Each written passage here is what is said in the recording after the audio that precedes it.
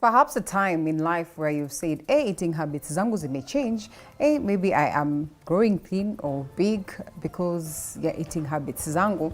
I think it's quite a common statement to basically everybody and anybody.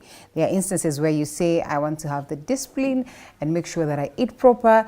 I make sure that I follow what it is that the nutritionist tells me. But then somewhere along the line, you sort of lose it. But then again, it can get to a level where it is not okay completely, and that is health-wise. And so this morning, we discuss eating disorders. We just get to the nitty-gritty details of the same, understand what exactly eating disorders then would mean, and perhaps, just try and gauge yourself and see whether you're in that space where you can say that you have an eating disorder and you need to adjust, to a positive direction. So Dr. Lydia Mose joins us this morning. Dr. Lydia is a general practitioner that is also a branch manager at the Avenue Healthcare Kikuyu branch. It's an honor to have you, Dr. Thank you, for the second time. Yes, thank you so much for creating time. And so perhaps just to start off by telling us something small about the Avenue and where it is that you serve before we get into this very important conversation. Okay. Thank you, Linda, for that introduction. As I said, we meet again. Yes. So as Linda said, my name is Dr. Mose Lydia. I'm the branch manager at Avenue Healthcare Kikuyu branch. I'm also a general practitioner, medical doctor by profession, but a general practitioner at that. Avenue Healthcare has 3 hospitals. It has a hospital here at Parklands. It has a hospital in Kisumu. It has a hospital in Thika, and many other clinics located in different parts of the country, and specifically the one I work in, Kikuyu branch, it's at Gardens Arcade in Kikuyu town. All right, that's good. So straight to eating disorder, perhaps for us to just get to understand, because sometimes we are in that space and we do not have an idea. Yes. And some of us will not always be keen on visiting nutritionists, getting to understand just how best the eating habits should be. For as long as it's 3 meals a day and randomly and anyhowly, you really don't care much. Yes. Okay, so first of all, we'll start by defining what is an eating disorder. An eating disorder basically is a condition whereby the patient has abnormal, persistent, unhealthy eating habits.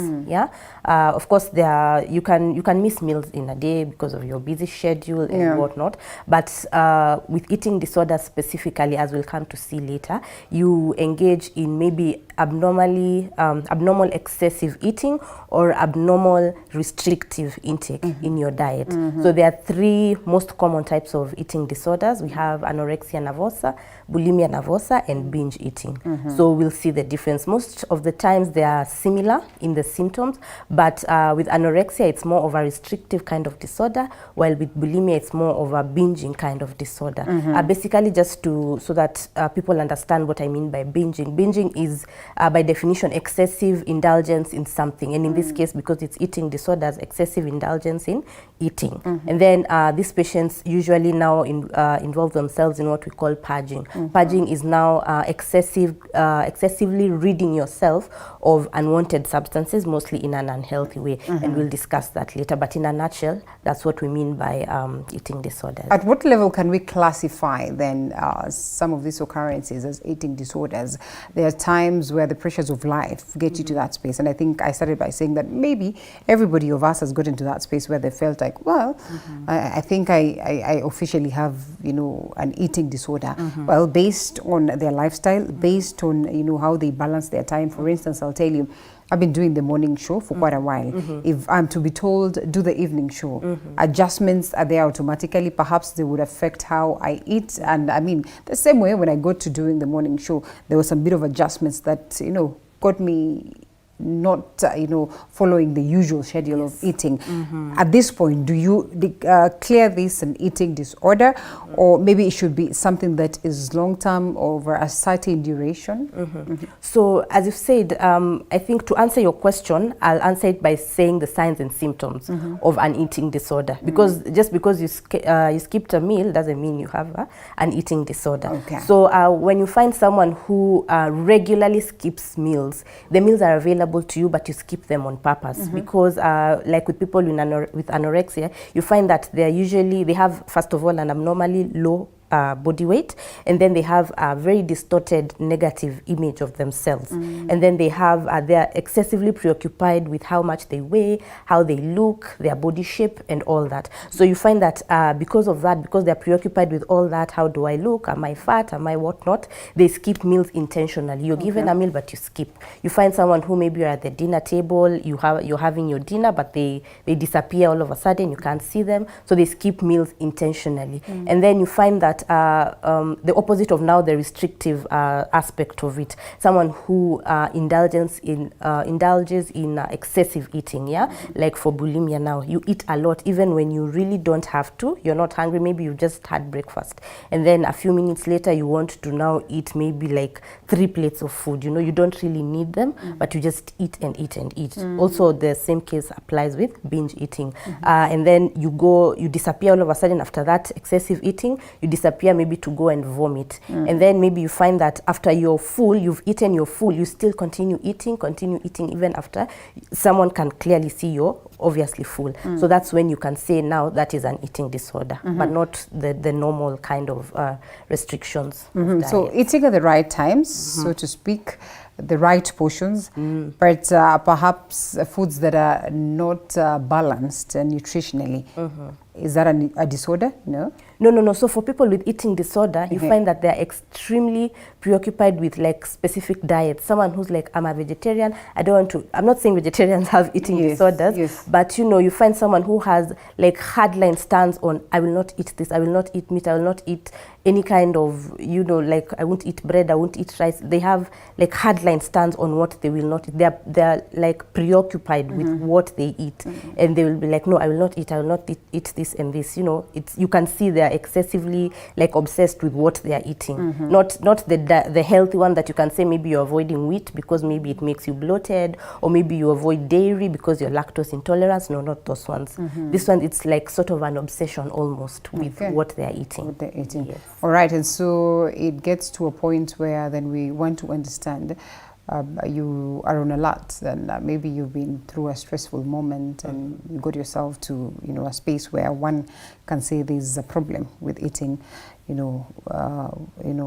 you look at Linda and all that. So are there signs and symptoms where, you know, you would want to pinch yourself and say, well, there's a problem here? Is there something specific that you as a doctor, you know, as a nutritionist would pinpoint and say, now, these are clearly signs and symptoms of a person who's, you know, at that space of eating disorder? Exactly.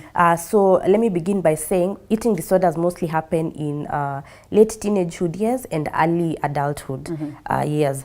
Actually, they're more common in females than in males. So for the signs and symptoms, number one, you have the physical signs and symptoms that you can actually see. Number one, we have what we call calluses on the knuckles of the hands. These are the knuckles of the hands, yes. Because like with people with anorexia, they don't want to eat because they feel like I'll become fat. So when they actually eat, or if you force them to eat, they will go and induce vomiting to get rid of what they've eaten so that they don't add weight, so to speak, So they run away, they go and induce vomiting, and they induce vomiting by inserting their fingers in their hands to try and induce that gag reflex. So with time, that persistent inserting of fingers in their hands, that friction between the knuckles and the teeth, they form what you call calluses on the hands. So even as a practitioner, when someone comes and you're still trying to assess them, you can notice that. Number two, they also have, because of that persistent vomiting again and regurgitating with it comes with the acid in the stomach, they'll have erosion of the enamel of the tooth. So these people of the teeth, so these people will be predisposed to tooth decay. So they'll have a lot of dental issues with time, And then, of course, because they're restricting what they're eating in their diet, or they're eating and removing, they'll have a lot of nutritional deficiencies. And, you know, we need nutrients to thrive, and, you know, everything. And because it's a sensitive period of their time, because it's late teenagehood and early adulthood, they're still growing, most of them. So it will affect their growth and development, number one. Mostly for females, especially if they miss things like calcium and magnesium in their diet, they'll be predisposed to weak bones, brittle bones. They'll have what we call osteoporosis, which is weakening of the bones. They'll fracture easily, more than a normal person who has an adequate diet. And number two, because, you know, diet really affects our moods. It has a lot to do with hormonal balance or imbalance. You find because mostly again they are females, it affects their cycles, their menstrual cycle. Okay. Yeah. So you find a patient who has missed their menses. They have what we call amenorrhea. Amenorrhea is the medical term for missed menses or absence of menses. Yeah. So you find a patient who has that condition of missed menses. Yeah. And then also just general nutritional deficiencies. You'll just see someone who is excessively, the body weight is excessively low. Yeah. Actually, I forgot to mention at the beginning, the main difference between anorexia and bulimia, there's something called BMI, body mass index. Yeah. So with anorexia, the normal human is supposed to be, the BMI is supposed to be between 18 and 24. So with anorexia, they'll have a BMI of less than 18, meaning they're severely underweight. Okay. With bulimia, they might have a normal BMI between 18 and 24, or they may even be overweight. But basically, those are some of the signs and symptoms that you can pick and tell that this is a patient suffering from an eating disorder. Yes. And I know this would be a bit of a rush because then we might talk about it, the treatment level, but upon realization, how quick can one get to reverse the whole process? So the moment you realize that, well, it was an eating disorder, and then now you get your eating habits right, do you reverse the whole, these changes that have appeared, especially on the body, like you say, you speak of the knuckles and all that. Is there a possibility that one can get back to normalcy, and after how long? Definitely.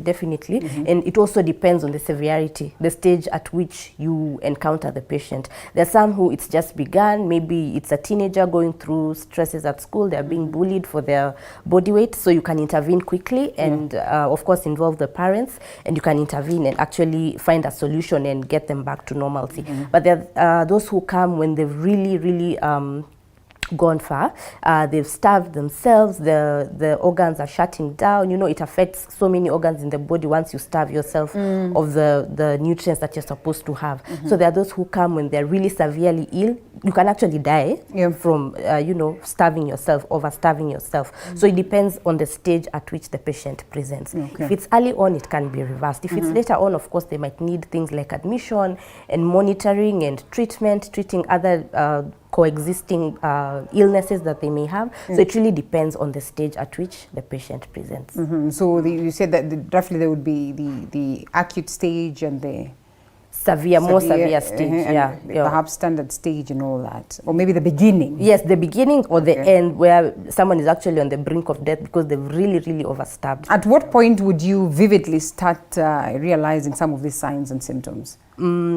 As early as they begin, actually, because as I've said, these are young teenagers, so we are with them in the dinner table, we are with them at home. So once you discover your child after eating, they're running away to go hide, and you realize maybe they're vomiting or they're doing something, or maybe they're skipping meals, they don't want to eat, as a parent, and parents need to really be vigilant about this, because, many a times you can think it's maybe you see your child vomiting, you rush them to hospital, you're like, Daktari, give my child an antibiotic, they are vomiting, they have an infection. But if you see this recurrent, it's recurrent, especially if they check, they do some tests, preliminary tests, and there's nothing, and you discover it's a pattern. They're vomiting all the time. Then you can pick as a parent that this is a disorder. Also, we should make a habit of talking to the children, because they go through a lot in school, bullying and all that, which can contribute to these eating disorders. Risk factors. Yes, so risk factors are broadly categorized as genetic and there's environmental factors.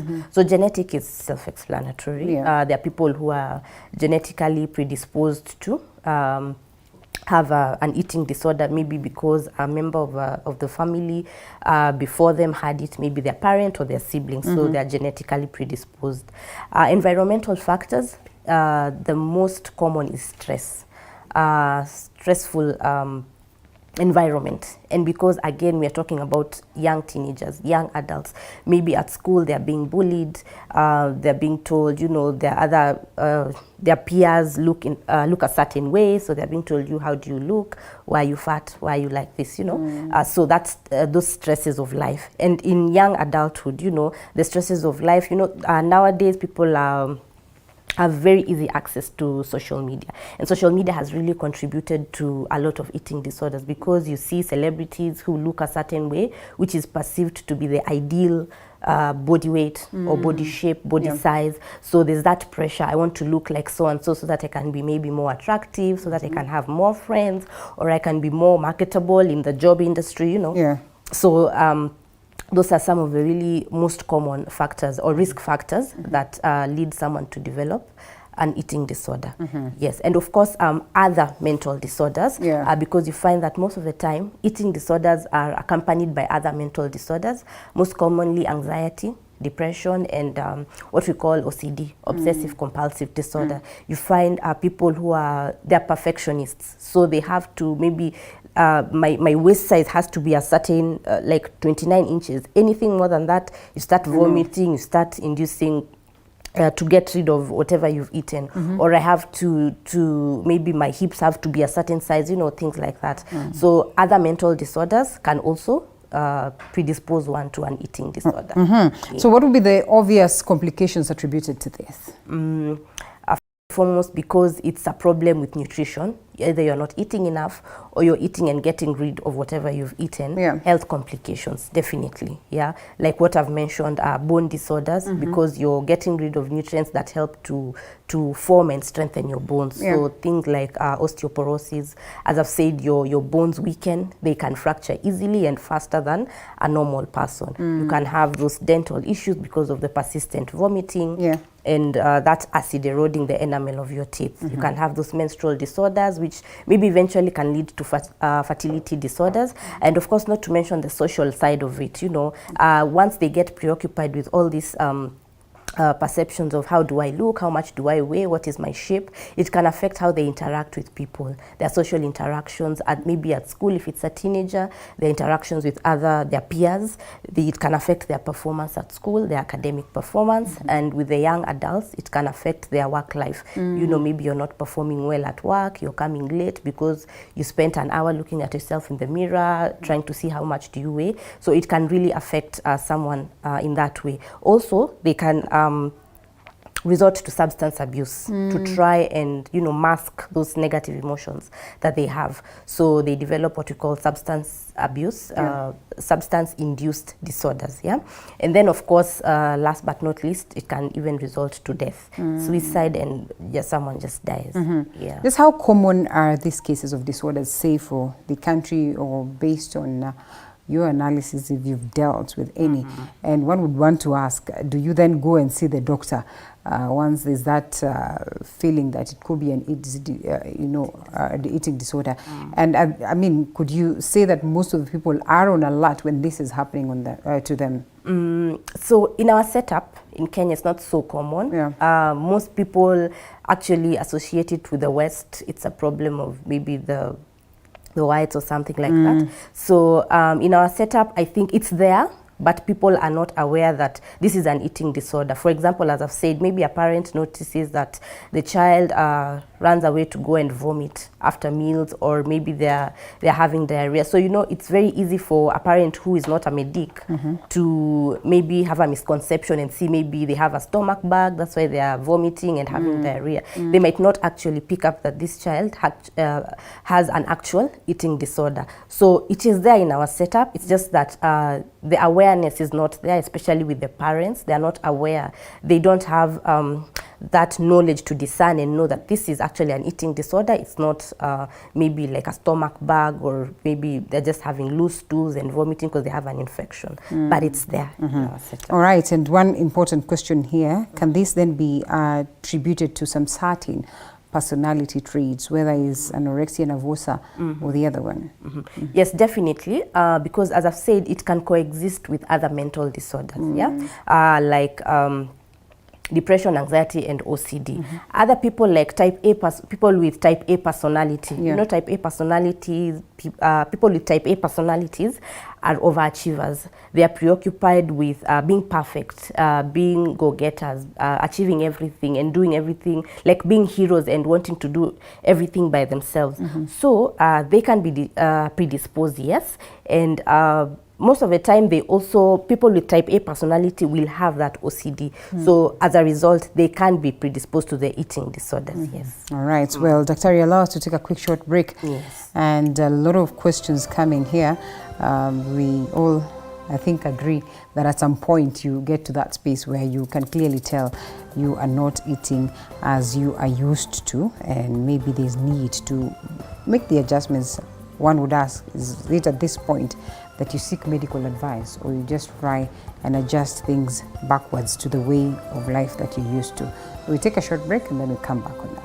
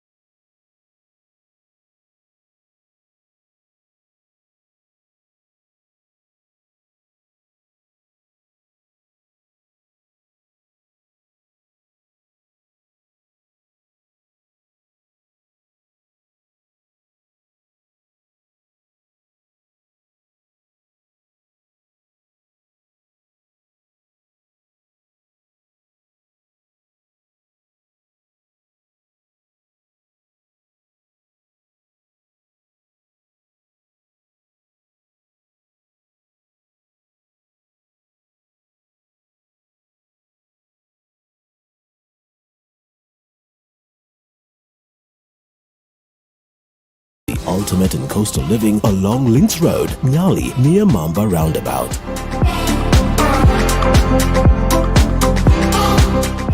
With breathtaking views of the golf course, ocean and landscaped gardens, every moment spent in your home is an experience of tranquility, comfort and luxury.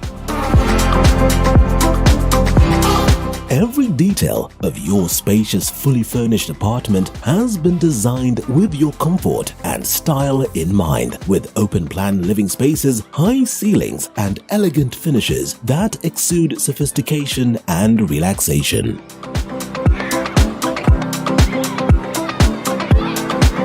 Experience resort-style living with a wide range of amenities, including a state-of-the-art fitness center, swimming pool, children's playground, 24-hour security, and concierge services. Experience the ultimate in luxury living and golfing at Nyali Golfview. Contact us today to schedule a visit and discover the lifestyle of your dreams.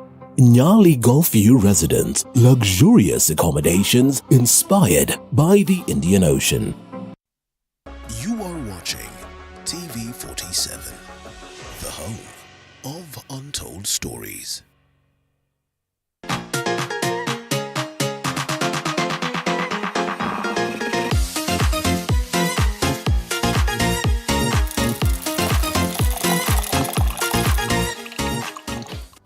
Moses Waigwa is asking, Linda, there are instances where, yes, you have been diagnosed to have eating disorders that, has gone to an extent of causing other effects and also other health conditions. So upon diagnosis, do you first of all start by fixing the eating disorder, or you start off by fixing the other health conditions that have cropped up courtesy of this, or they go concurrently? Thank you for that question. Number one, you cannot fix an eating disorder by yourself. So once you realize, or people around you realize that you have an eating disorder, you have to go see a specialist so that they walk you through. Of course, once you develop an eating disorder, most of the time, and most commonly, you will have a triggering factor or another disorder that has contributed to you having an eating disorder. So it's up to the the primary care provider or the doctor that you will see to determine, okay, first of all, is this actually an eating disorder or do you have other problems by yourself, yeah? And then they determine what caused this eating disorder and treat the underlying factor first and then now address the eating disorder. So you can't say by yourself that now, okay, I have an eating disorder. How do I handle this? Let me handle this eating disorder this way, and then it's because of ABCD, let me handle that. You can, of course, there's that positive reinforcement from within, but you need to get help. All right, and one would want to ask now, in this case, the specialist is a doctor, a medic, or a nutritionist? Okay, thank you, Linda. Actually, it's all you've mentioned. So for eating disorder, it's a multidisciplinary approach. It's not a one-man show, not one caregiver or medic can handle it. Yeah. So number one, you need your primary care provider or your general practitioner. Of course, with most, in our setup, most cases, once you develop the initial signs and symptoms, you have to go to a GP. So the GP will assess you and see, they assess you, they ask you some questions, do some tests, and determine that this is actually an eating disorder. Then they'll refer you to a psychiatrist because it's actually a mental disorder. So it's a multidisciplinary approach. That means so many people have to come in together to manage that. And most importantly, because it's an eating disorder, so a nutritionist has to come on board, a nutritionist, dietitian. So those three work closely hand in hand, the general practitioner or your primary care provider and your psychiatrist and a nutritionist as well. Does it can it really get to a mental space where you are literally disturbed, maybe because of the weight aspects where it goes lower, high? Definitely. That is the cause. Is even it's a cause. It's a complication. A cause. By a cause, I mean it starts by that one thought of you negatively perceiving yourself, that distorted body image that you have, looking at yourself in the mirror all the time and thinking, no, I'm too big. I'm too, of course, they never think I'm too small. I'm too big. You know, my body shape is, I don't know how they spend a lot of time on the weighing scale. They, all the time they're weighing themselves. And they're like, no, today is 70. No, I need to get to 65. Today is 65.1. I need to get to 65.0. So with time, it starts affecting your. As we said in the beginning, poor diet really affects and contributes to your mental health. It causes mood changes, and these mood changes now eventually culminate in an actual mental disorder. So they are closely intertwined. And I'm glad that you say that they never say that I'm too small. So that means there are instances where you're in that space of eating disorder or your eating habits are not proper. And then it gives you the body shape that you've yearned for. Or maybe perhaps you had not even planned for, but then you look at yourself and you think, I am looking better than I was yesterday. You continue with the bad habits of eating, or? Actually, it's tricky because most of the time it's like they never get enough. They want to be smaller and smaller and smaller. So because it's a disorder, every time, even if they've done all those things, they've vomited, they've purged, they've used whatever other methods to get rid of whatever they've done. For some reason, every time they go in front of a mirror, it will never be enough. They'll always see something. Today it will be, as I've said, today it will be my waist has gone up by 1 inch. My hips are looking how, my stomach, you know, there'll always be that one thing that will make them think, okay, no, not yet, not enough, do more, remove more. You know, for some reason now, because it's a disorder, they'll always think, no, I need to do more, I'm still not there yet. Yes. Okay. Supplements in relation to, you know, persons that have perhaps been diagnosed to have eating disorders. Do they come in handy? Well, actually, supplements should have come in at the beginning as one of the signs and symptoms. Supplements are good, yeah, yes. I have nothing against supplements, but it all depends on the individual. But as I've said at the beginning, among the signs and symptoms is someone who is preoccupied with taking supplements. Oh, I have to take this supplement for this, I have to take this for this, so they end up taking so many pills to supplement for, you know, so many things that they think in their minds will help them to lose weight or achieve that ideal body weight. But there are supplements that are good, maybe like the people who've developed that osteoporosis. causes. They can take calcium supplements to help reverse that. So it depends how are you using your supplements. Is it excessively and without a doctor's prescription, or is it a doctor who has actually identified that you have the disorder and you need those supplements? That's why you're using them. Yeah, so it's a delicate balance. All right, and from the other side of the coin, where it is not you who's been diagnosed, but your partner has been, your child has been. I know you started by saying, especially for the youth, we really need to work with them. How do you handle this situation if you're the person on the other side? It definitely takes a toll on the caregivers, the parents, the siblings, even the co-workers at work, because if I'm in a bad mood, Linda, and you're seated next to me, I will also affect you with bad mood. So usually I like saying, be supportive, yeah? Be supportive towards these patients who are having this. It's no fault of their own. Just work with them. For parents, mostly mothers or even fathers, yeah?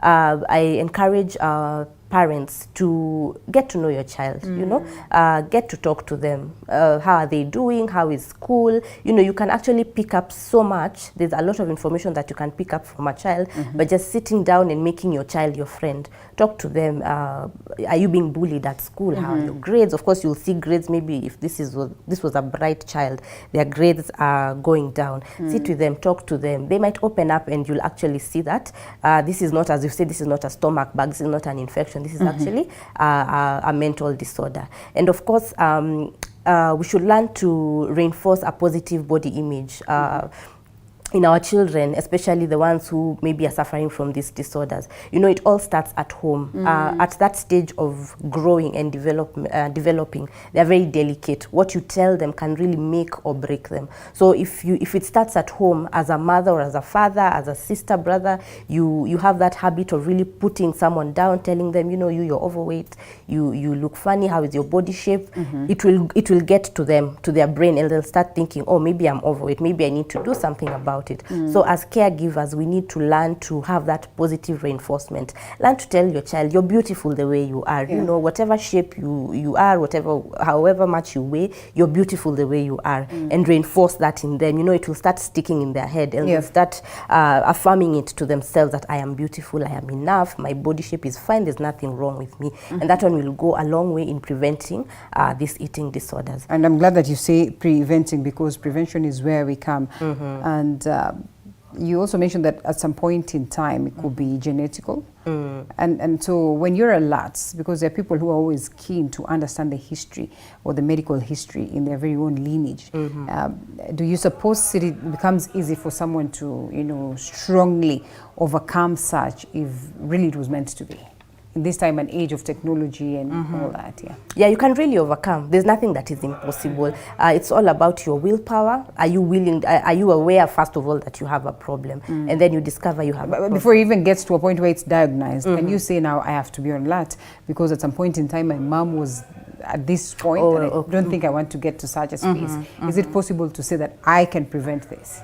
Yeah, you can, but of course we have to give them that benefit of doubt, because at that age they can't really tell, maybe my parent was like this, or my aunt or my brother was like this, because as I've said, it's not common. So for someone to actually realize and say, maybe my relative had this, so I need to be alert and prevent myself from having this, it's rare a bit, but there are those who maybe they know because of the internet and everything, they can see, oh, my mom was behaving this and this way, so she had an eating disorder, and maybe I will be predisposed. So yes, someone can be alert, and they can actually do something to prevent it themselves. Okay. You speak largely about the youth, the young tots. Does it then mean that this is more, you know, or is bound to happen more to the young tots than maybe the oldies, than a certain bracket?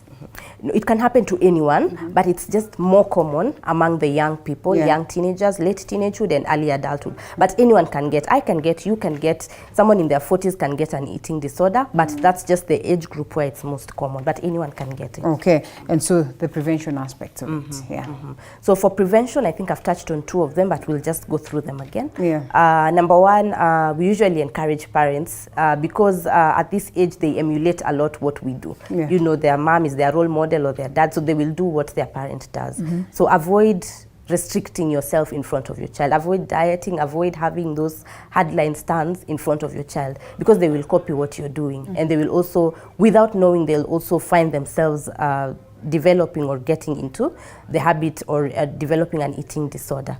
And number two, as we've said, get into the habit of talking to your child. Make your child your friend, so that the moment it starts appearing, as we said in the beginning, it depends on the stage. So in the early stages, you can pick it and you can prevent it and put a stop to it. Okay. So talking to our children can make them less likely to develop an eating disorder.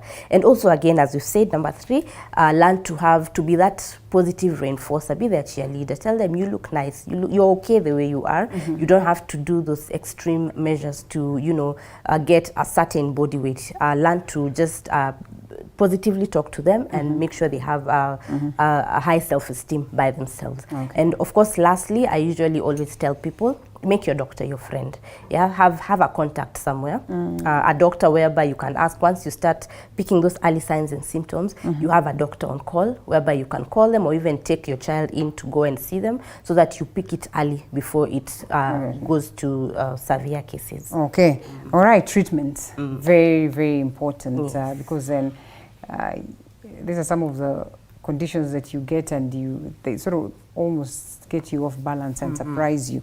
So the first thing you want to understand about a health condition is whether there's going to be treatment after all, whether it will be about managing or reversing the affair in totality.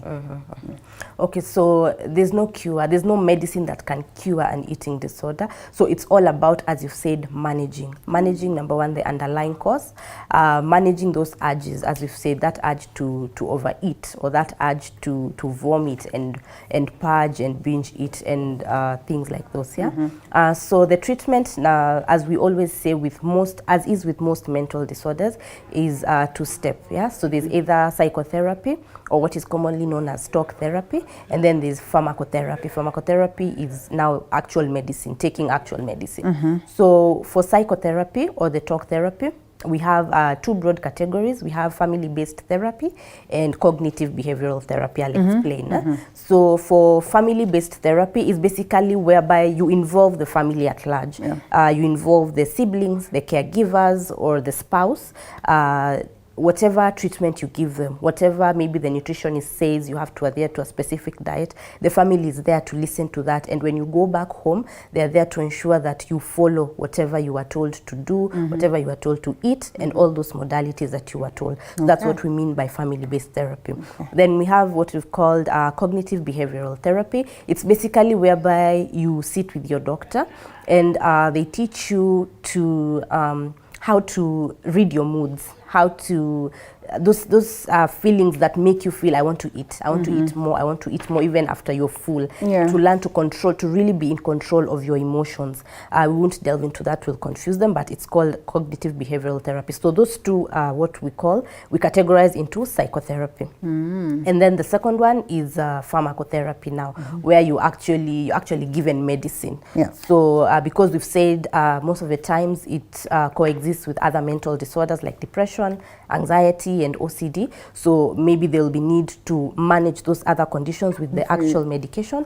Then now, so that you can address the eating disorder. All right, that's great. Dr. Harry, thank you so much for speaking to us this morning. Lots of questions still, but then time would not allow us to push this further once again, for them to know where you come from and some of the things that perhaps they would need to know in terms of what is there at the Avenue Hospital.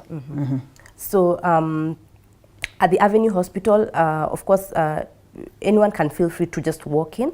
As I've said, we have the main hospital at Parklands, we have the another hospital at Thika, and another one at Kisumu, and of course we have various branches around. I can leave my contact so that in case maybe someone wants now specific details, they can always call and we can help them. So the contacts are 0711 060 730. Okay.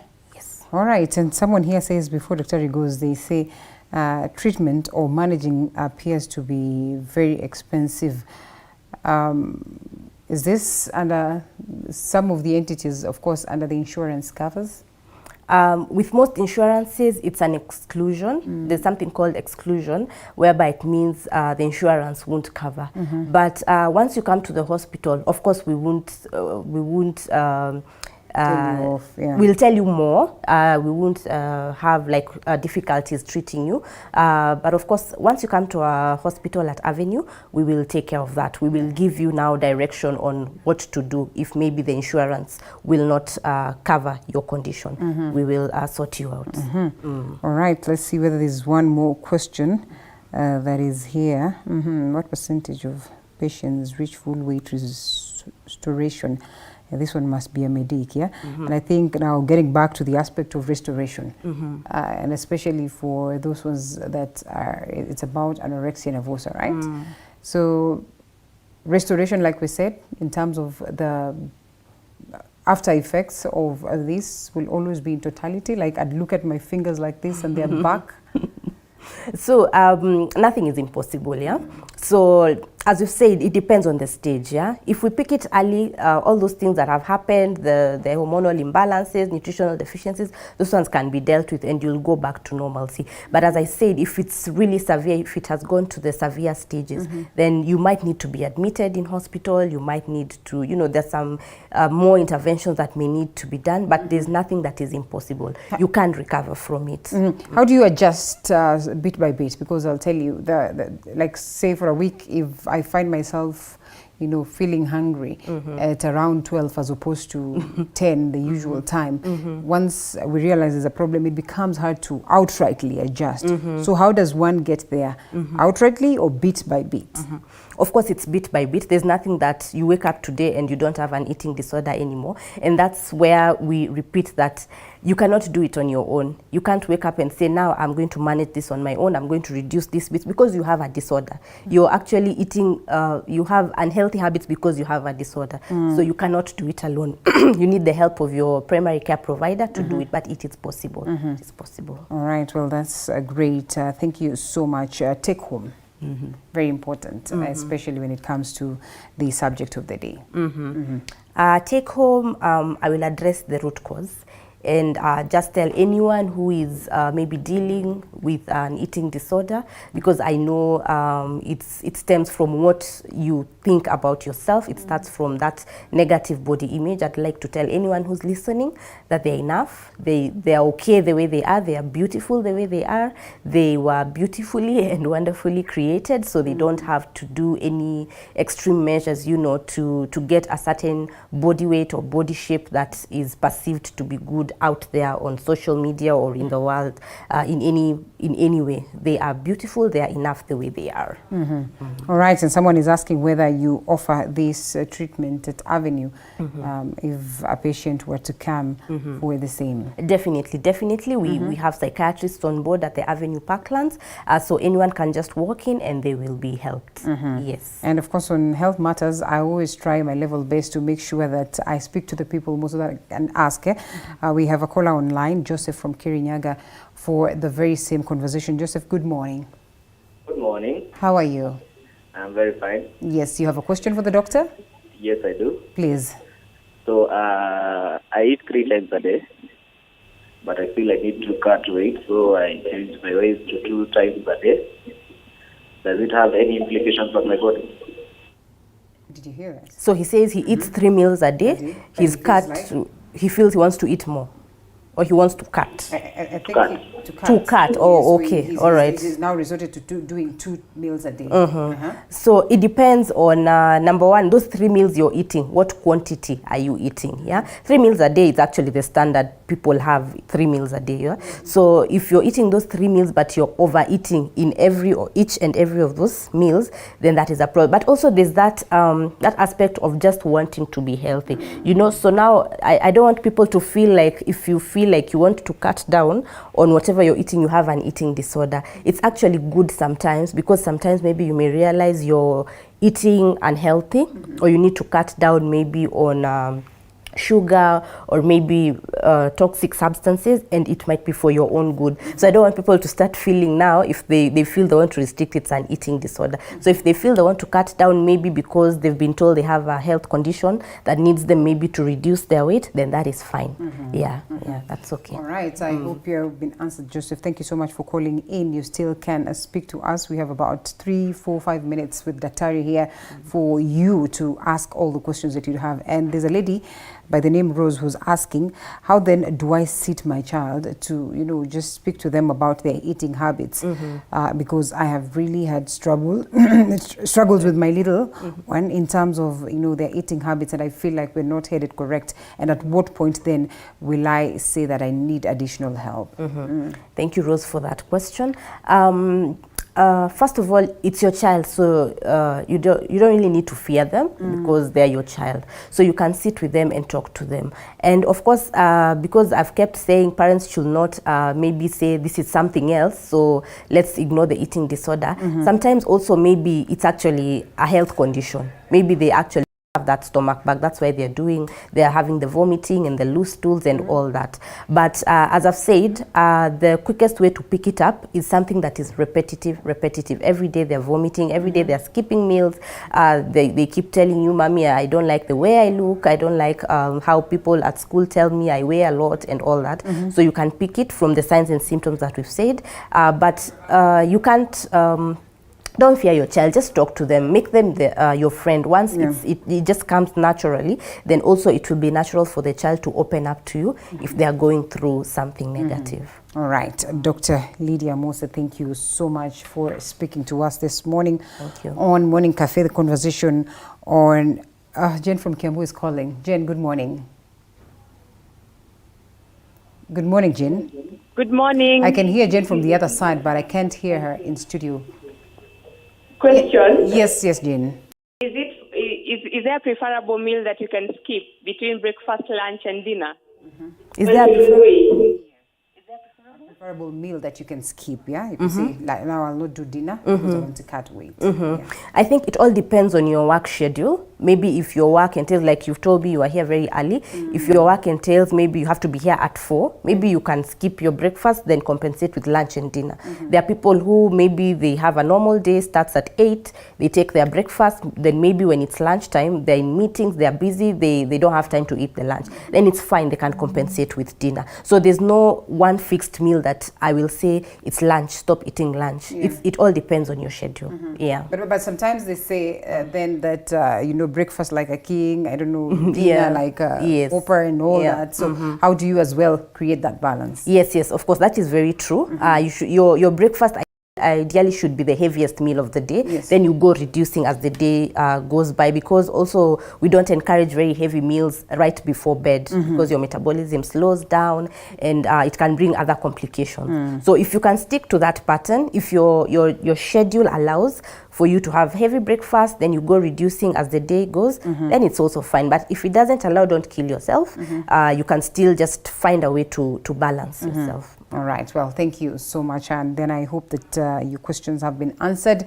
If you're just tuning in, you need not to worry because the conversation is online and it continues online. Some of the questions we'll pick and share with Daktari. You could still leave your numbers there so that Daktari can advise accordingly. Otherwise, thank you so much for the immense feedback. And as well, Daktari